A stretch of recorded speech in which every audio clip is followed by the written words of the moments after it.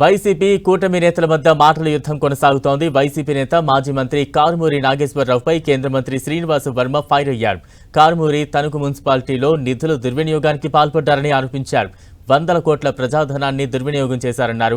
Party కార్యకర్తల చప్పట్ల కోసం నరికేస్తాం, చంపేస్తామని నోటుకొచ్చినట్లు మాట్లాడితే ఊరుకోనేది లేదని హెచ్చరించారు. కారుమూరి టీటీఆర్ బాండ్ల వ్యవహారంలో తీవ్ర అవినీతికి పాల్పడ్డారన్నారు. అతి తక్కువ రోజుల్లో ఆయన జైలుకు వెళ్లే పరిస్థితి ఉందని కేంద్ర మంత్రి తీవ్ర వ్యాఖ్యలు చేశారు.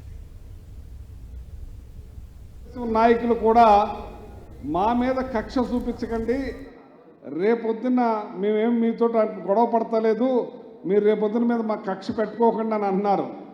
ఇది మాత్రం ఆగదు. గుంటూరు యువతల నుంచి ఇంట్లోంచి లాగి కొడతారు, గుంటూరు అవతల నుంచి నరికి పడేస్తారని చెప్పి సందర్భంగా తెలియజేస్తున్నాం. ఎందుకంటే వాళ్ళ ఇంటికి మన ఇల్లు ఎంత దూరమో మన ఇంటికి వాళ్ళెంత దూరం.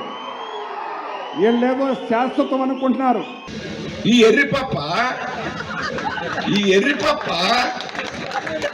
టీడీఆర్ నిధుల పేరుతో పెద్ద ఎత్తున తణుకు మున్సిపాలిటీలో వందల కోట్లు దుర్వినియోగం చేసినటువంటి వ్యక్తి. అవినీతికి మారిపోయారు ఈ ఎర్రిపప్ప.